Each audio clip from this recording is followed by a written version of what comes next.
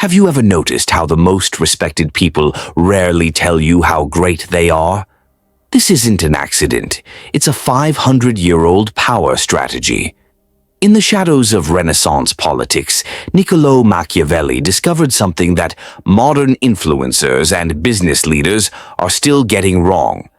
The moment you praise yourself, you've already lost the game of influence. Think about it. When someone tells you they're smart, do you believe them? Or when they insist they're trustworthy? Probably not. But when someone else praises them, especially without being prompted, you instantly assign it more value. Machiavelli understood that reputation is the ultimate currency, but with one critical rule: it must be minted by others, never by yourself. The words of third parties carry weight that your own words never will. This isn't just ancient wisdom, it's psychological leverage that's being used against you every day, and that you could be using to transform how others perceive your value. In the next few minutes, I'll reveal exactly how to create situations where others naturally champion your abilities, why traditional self-promotion is actively harming your reputation, and the hidden framework for becoming the person everyone recommends when opportunity strikes. What Machiavelli knew, and what I'm about to show you, isn't just another social hack. It's the fundamental difference between those who struggle for recognition and those who seem to effortlessly command respect in every room they enter. Number 1. The echo chamber strategy. Let me ask you something. Have you ever met someone who couldn't stop talking about their achievements? How did that make you feel? Probably annoyed, skeptical, or even embarrassed for them. That's because humans have a built-in detector for self-promotion that triggers instant suspicion. Think of the last time you were truly impressed by someone. I bet it wasn't when they were listing their accomplishments. It was more likely when you discovered something remarkable about them through someone else or by witnessing their skills firsthand. This is no coincidence. Our brains are wired to value information we discover ourselves, far more than information that's pushed on us. Information we discover feels like our own insight, our own special knowledge, while information we're told feels like someone else's agenda. What if you could harness this psychological principle to build your reputation without ever having to brag? What if others would eagerly promote your abilities without you having to say a word? This brings us to strategy number 1 of 5, the echo chamber strategy. Instead of telling people about your accomplishments, create situations where they discover your value through carefully placed evidence trails. The key is positioning your work where the right people will encounter it naturally, then letting them connect the dots themselves. Here's how it works. Rather than announcing your skills, demonstrate them in places where they'll be noticed. If you're good at solving problems, solve them publicly. If you have specialized knowledge, share it in forums where experts gather. If you've achieved impressive results, make the evidence accessible, but let others be the ones to point it out. When someone discovers your value on their own, something magical happens. They become invested in promoting you because it reflects their own insight and judgment. By spotting your talent, they get to feel smart. And when they tell others about you, they're not just promoting you, they're showcasing their own perceptiveness. Take Sarah, a marketing strategist who never mentioned her past successes in meetings. Instead, she created a simple case study document and stored it in the shared company drive with an understated title. When colleagues stumbled upon it while researching related topics, they were amazed by her previous results. Soon, they were the ones bringing up her expertise in meetings, giving her more credibility than she could have ever built by promoting herself. The echo chamber strategy works because it transforms how information about you travels. Information that spreads through discovery has exponentially more impact than self-promotion. It creates genuine advocates who champion your abilities without prompting. To implement this yourself, start by identifying what you want to be known for. Then create evidence trails that demonstrate, don't declare, your capabilities. Place these breadcrumbs where the right people will naturally find them. Patient positioning beats aggressive promotion every time. Remember, Machiavelli knew that power is perceived, and perception is always stronger when others discover it themselves. Your reputation isn't what you claim it to be. It's what others discover and choose to repeat about you when you're not in the room. Number 2, the credibility transfer protocol. You've probably noticed that some people seem to gain respect and trust almost instantly in new environments. Meanwhile, others struggle for years to build the same level of credibility. What's the difference between these two groups? It's rarely about their actual abilities. More often, it's about who vouches for them. Think about it. If a trusted friend recommends a doctor, you immediately feel more comfortable with that doctor than one you found through a random online search. That initial trust comes from someone else's endorsement, not from the doctor's credentials. This phenomenon happens in every area of life, from business to social circles. We instinctively assign value to people based on who endorses them. But most people leave this powerful force entirely to chance, hoping someone influential might notice them someday. What if there was a systematic way to make this work in your favor? A method that doesn't rely on luck or timing? This brings us to strategy number 2 of 5, the credibility transfer protocol. The credibility transfer protocol is about strategically identifying individuals who already have established credibility with your target audience and engineering opportunities to solve their problems visibly.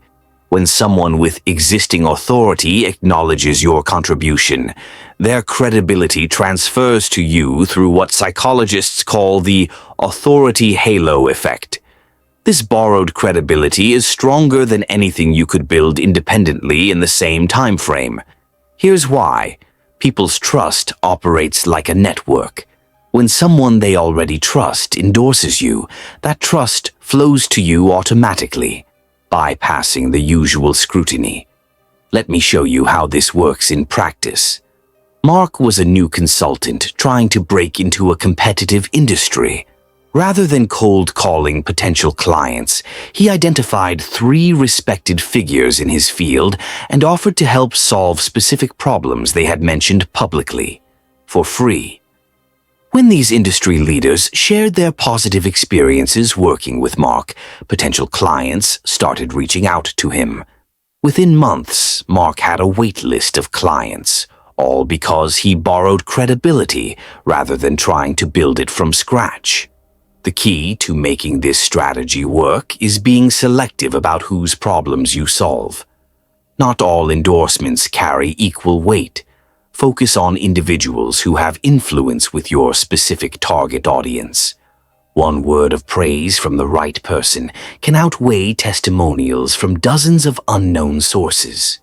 Also, make sure your contribution is genuinely valuable and visible. Solving someone's problem privately won't activate the credibility transfer protocol. The solution needs to be significant enough that the influencer naturally wants to acknowledge your help publicly. This strategy accelerates trust building because it leverages existing networks of credibility instead of creating new ones. It's like getting a shortcut through the usual vetting process that people go through when deciding whether to trust someone new. The beauty of this approach is that it doesn't require you to be manipulative or insincere. You're genuinely helping people solve real problems. The strategic element is simply in choosing whose problems you solve and ensuring the solutions are visible to your target audience. Remember, Machiavelli understood that reputation spreads through trusted networks. By positioning yourself to receive public acknowledgement from those who already command respect, you inherit a portion of their credibility, creating a foundation of trust that would take years to build on your own. Number 3, the strategic vulnerability pivot. Have you ever noticed how some people can admit to mistakes or shortcomings and somehow come across as more trustworthy rather than less? Meanwhile, others seem desperate to appear perfect, yet we trust them less because of it. This seemingly contradictory pattern reveals something fascinating about human psychology. We don't trust perfection. We trust authenticity. When someone admits to a flaw, our suspicion meters actually decrease rather than increase. Most people get this entirely backward. They hide their weaknesses, creating a flawless facade they think will impress others. But this approach triggers our natural skepticism. We know nobody's perfect, so when someone presents themselves as such, our mental alarm bells start ringing. What if there was a counterintuitive way to use this psychological insight to strengthen rather than weaken your reputation? This brings us to strategy number 3 of 5, the strategic vulnerability pivot. The strategic vulnerability pivot involves acknowledging a minor weakness or limitation openly before others can discover it. This creates the impression of radical honesty, making everything positive others discover about you afterward seem more authentic and earned. This controlled vulnerability functions as a strategic asset that makes third-party praise more believable and powerful. Here's why it works. When you voluntarily disclose a limitation, you demonstrate confidence and self-awareness. This signals that you're secure enough in your value that you don't need to hide imperfections. Consider how David, a speaker at industry conferences, always begins his presentations by briefly mentioning that he's not the most technical person in the room. He acknowledges that some others might know more about the coding aspects of the topic. This small admission does something powerful. It disarms the audience's natural skepticism and establishes him as honest and self-aware. When David then demonstrates genuine expertise in his actual areas of strength, the audience values it more. His knowledge feels earned rather than exaggerated, and when others later praise his insights, that praise carries extra weight because he's already proven he's not trying to oversell himself. The key to executing this strategy effectively is selecting the right vulnerability to disclose. It should be minor enough not to undermine your core value, yet significant enough to demonstrate authentic self-awareness. The weakness you acknowledge should ideally be one that's adjacent to but not central to your primary area of expertise. Timing also matters. Introduce your strategic vulnerability early in professional relationships before others form complete judgments about you. This establishes a foundation of perceived honesty upon which others will interpret everything else they learn about you. What makes these strategic vulnerability pivots so powerful is that it transforms how others process information about you. Without this foundation, accomplishments you claim might be met with skepticism. With it, even your most impressive achievements feel authentic rather than exaggerated. This approach also creates space for others to defend your capabilities. When you acknowledge a limitation, people often feel compelled to highlight your strengths in response, putting them in the position of advocating for you rather than you advocating for yourself. Remember, Machiavelli recognized that appearing authentic matters more than appearing perfect. By strategically acknowledging a controlled weakness, you create the conditions for others to genuinely champion your strengths, building a reputation based on perceived honesty rather than perceived perfection. Number 4. The invisible scaffold method. Have you ever wondered why certain people seem to attract passionate advocates everywhere they go? People who enthusiastically promote their abilities without being asked? It's rarely a coincidence. Often, these individuals have mastered something most of us miss, the art of creating success for others while remaining quietly essential to that success. Think about the most respected figures in any field. You'll notice they often share a counterintuitive quality. They spotlight others more than themselves.